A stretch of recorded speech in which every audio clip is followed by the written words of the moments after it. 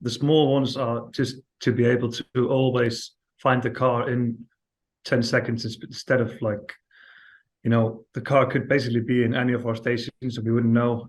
But instead we could just like use the app, for example, find the car, we find it takes like 10, 15 seconds. And then there's of course the bigger parts where we can put a geofence around the whole of the highlands here in Iceland specifically, and see if cars are going into the highlands, which is of course prohibited with certain groups of cars for us. Then we can see if people are doing that, and that's of course going to make it easier for us if they have damages and all that stuff. And just with the damages overall, if someone is like has a crash, we have the impact alerts and all that stuff, and we can see everything leading up to the crash, which is very valuable to us, especially for our damage department when they're trying to like figure out who was in the wrong and all that stuff. It's just a lot of big parts that help us. And also in the winter when we have the cars in our big, like we have a big parking spot where we keep the cars, because of course the winters there's less happening for us in the winter, and cars get snowed in and stuff, and it's really good to just be able to see where the car is, so we can it makes life easier. It's like for us in a lot of ways, I think. So for example, our damage guys get an email as soon as there's an impact with we call it high impacts on the system. So they know, and they put a warning on the car on the rental agreement that is on, just to be extra, specific in checking for damages. So that's huge for us, because sometimes you can't maybe see the damage, but we know that it's been in a crash. So we look like extra specifically and maybe find something's happened, that's helpful. And also when we've had a couple of cases where people are trying to use the insurance frauds, and you can just see, because you get the whole journey like that it was driving, and it can be really like you can see that it's really weird how he's driving maybe, and maybe he's like taking weird turns, and maybe just all of a sudden he's driving and crashes into a wall, and, that stuff, which is pretty obvious. But it's if we didn't have the telematics, it would be like he said, she said, just like we couldn't really prove what was going on. And also would these be domestic rentals primarily, where fraud is an issue? Yeah, definitely. Specifically on our long-term rentals, where maybe people are trying to make some money off of the insurance, and basically trying to use us to gain some money. And it's good for us to have all the data, so we can present our side of the case, instead of just having to say we think he's done it on purpose. And the last one I would mention is we get the exact speed that he was at the impact, then how quick he goes down. And you can also see like often how serious it is. If we just go straight down to zero, it's probably like pretty serious. So it's a lot of data that we get around the impacts, and every bit helps, I think. And do you think it took a long time for your teams to get a grip of that level of data? Because like you said, it is a lot of data, but did it take much time to kind of master the data and to get a feel for it? For example, I look at, if I'm talking to an American car company, I'd look at data and I'd be looking for impacts in advance, and I'd look at one set of impacts and I'd know, they went over a railway crossing at 100 kilometers an hour. Yes. You can see that just from the way the data is given. You guys, is that kind of where you've gotten to, where straight away you'd know what would happen from just looking at the data? I think it took the guys probably a bit of time to master it, as you said, but I think it's a pretty easily understandable, like the basics of it. But mastering it probably took not a long time, but they probably had to grow into it a bit, and to see like how they could use it to the fullest. But if you look at an impact alert, I think you could pretty much see what's going on straight away, even if you've never seen it before. But mastering it probably took a bit of time.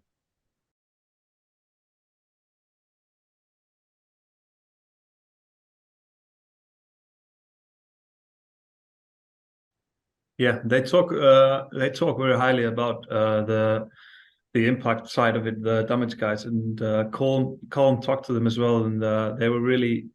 It was a good back and forth conversation between. They were just talking about because they saw some things that like they were using that maybe guys in other countries weren't using, and likewise for Colm, he had some advice for them. So there's a lot of layers to it. But in terms of productivity, I think we rarely have cases that go on for like a long time because usually there's just it's pretty, I wouldn't say maybe cut and dry, but there's not much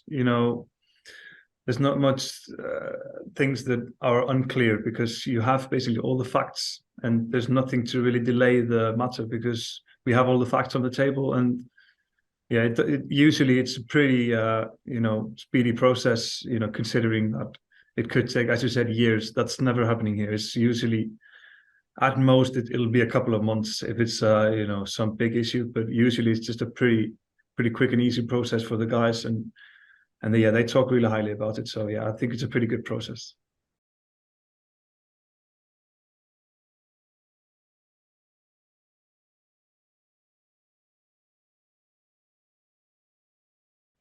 So we have, yeah, as you said, we have quite a few geofences up just, on around all of our stations around.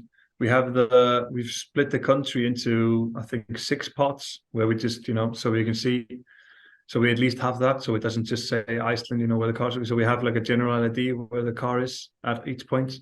But then, of course, we have the big highland, which is, of course, a really big part of our country. The Highlands. It's a really really big. It's basically the whole middle of the country.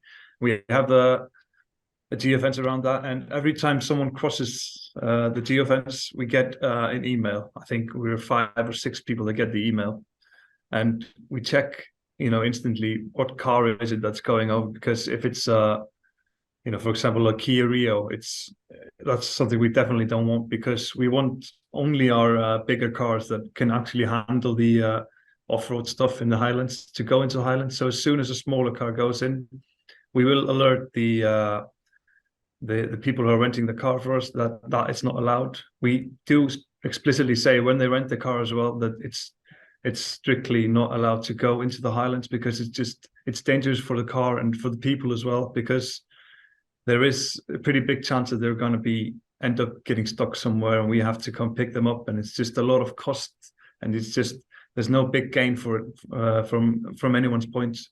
So that's probably the biggest geofence that we have that we use is the Highland one, because it's such a dangerous place to go if you don't have the car for it. So we really don't want people to be going there, and we're trying.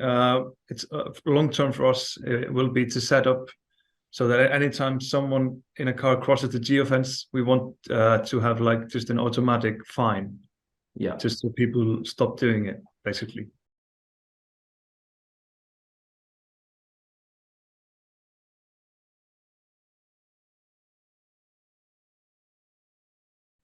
I think that's vital, and that's a big part of my job as well, is to see, just because we have the geofence around our station, and of course when it's working together, it says like Rentway says the car is in this station, but the car is somewhere completely different.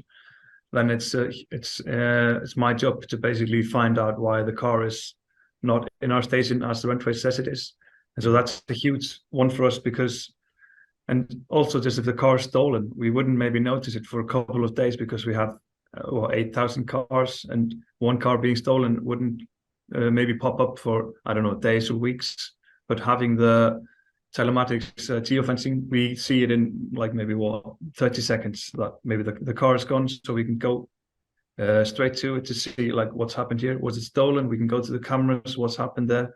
Mm-hmm. So that's a huge part for us because we've had a couple of cars stolen, and sometimes I've had to have communications with RentalMatics just to help us live track the vehicle, and it's always been very easy. And we've had the car back in our station in a matter of maybe a couple of hours, which is perfect for us. If a car is stolen, we want to get it back as soon as possible, and RentalMatics has helped us a lot with that.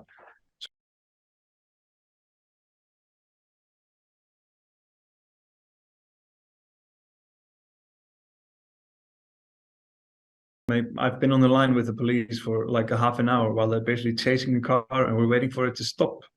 Mhm. And as soon as it stops, I can see exactly where it is, and I tell them, and they go straight there and they find the car. So yeah, we have a pretty special relationship with law enforcement regarding that, and also just sometimes we have people renting cars that shouldn't have got cars, and then we Mhm. have to get the law enforcement involved because we don't want to put like maybe our employees in danger, Yeah. and then we have to be on the phone with them and ask them to basically remove the car from some specific person. Maybe it wasn't like stolen per se, but it's a person we don't want to be on our car. So we get the police to help us with that. And that's, of course, RentalMatics comes in again there.